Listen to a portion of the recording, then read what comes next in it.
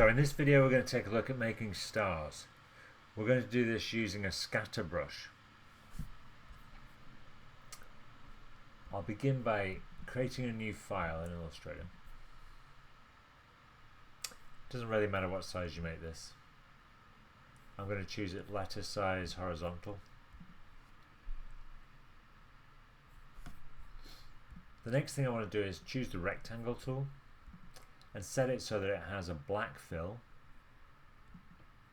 and then I'm going to set the stroke to none. After that I'm going to put my cursor up in the top left hand corner of the document, and because I've got smart guys on, it'll tell me where it intersects on the corner. So I'm just going to click there once, and I'm going to set it so that it's 11 inches wide. So I'm going to have to type in 11 IN because right now it's set to points, and then the other way 8.5 IN, and then press OK. Obviously you could also just click and drag. There's another way to do that. Click and drag all the way across to the side. Once you've got that rectangle, we're going to lock it so that we don't move it by mistake as we work on it. So we're going to go to Command 2 or Control 2 on a PC, or Object Lock Selection. Now we've made that, I'm going to change my fill color to white,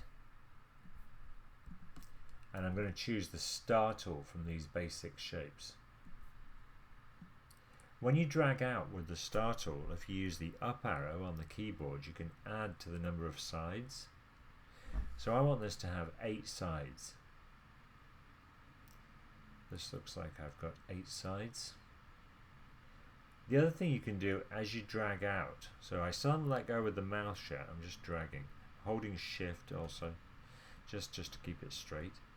And then if I hold command, I can make the points drag out so that they're longer, or if I drag back in, I can make them shorter. Okay, once I've made the star like this, I'm going to select with the direct selection tool around 4 of the corners. So this one here, this one also. You can also just click on these anchor points. So I want to select those 4 anchor points. Basically every other anchor point in that star. Then I'm going to double click on the scale tool and scale them by 75%. So now we've sort of modified the shape of the star a little bit, and I don't need it to be as big as this, so let's scale the whole thing down smaller. I want it to be fairly small. The next thing I want to do is go to Window and open up my Brushes panel. So my Brushes panel was actually open. Let me go back and open it back up. There we go. Brushes panel. I'll drag it out so we can see it a little bit better. In the Brushes panel you have a variety of different sort of default brushes. These top row right here are all calligraphic brushes, and then you have some art brushes, and at the bottom we've got a pattern brush. There's also this right here, which is a bristle brush. So we're going to make it, the type of brush that we're going to use for this is a scatter brush. To do this, we're going to select the star and we're going to drag it into the Brushes panel. Once you do that, you'll get this little dialog box that shows up that says New Brush, and you'll see that there are 5 different types of brushes: calligraphic, scatter, art brush, bristle brush, and pattern brush. 2 of those, the calligraphic brush and the bristle brush, are grayed out, and I'm going to ignore those for right now, but basically they're not based off of a graphic that you've dragged into the Brushes panel. You just adjust some settings in the brush to change how the brush works. But all these other 3, the scatter brush, the art brush, and the pattern brush, if you drag something into the Brushes panel, you can choose that type of brush, and then it changes the way it reacts. So for a scatter brush, we can have objects scatter along a path. So that's what we want to do. I'm going to go ahead and press OK. We now get this second dialog box that opens up, and on the left hand side you'll see that we have settings for size, spacing, scatter, and rotation. All of those by default are fixed, but I'm going to change them all so that they're set to random.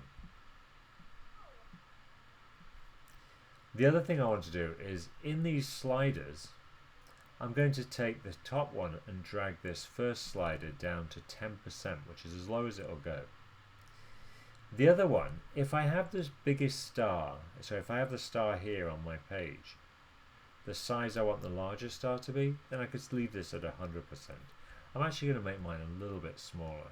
Let's make it around about 80%.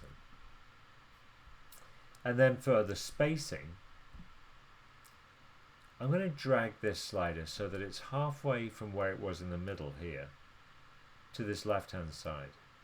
So this is around about 50%. You could type in 50% if you wanted to. For the scatter setting, we're going to do the same thing. This won't be the same percentage, by the way. This will be a minus number. But visually, you want to have it line up roughly with that. And same with the bottom one for rotation. I'm going to do that same thing on the other side, except I'm going to drag it this way. So basically halfway between where it was initially in the middle, and this time on the right hand side. So that's the setup that I'm going to use to make this star pattern, to give it the sort of randomness that I want. I'm going to go ahead and press OK. Once I've done that, I no longer need this star. I can delete it. If I ever wanted it again, I've got it in the brushes panel and I can just drag it out.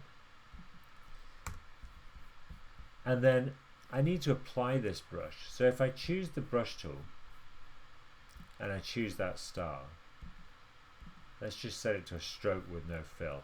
And now if I do a scribble across the surface, kind of evenly, you know, like make it the same amount of scribble across the entire surface. I always want to mention Cy Twombly's paintings when I'm doing this, but I realise that not everybody knows who Cy Twombly is.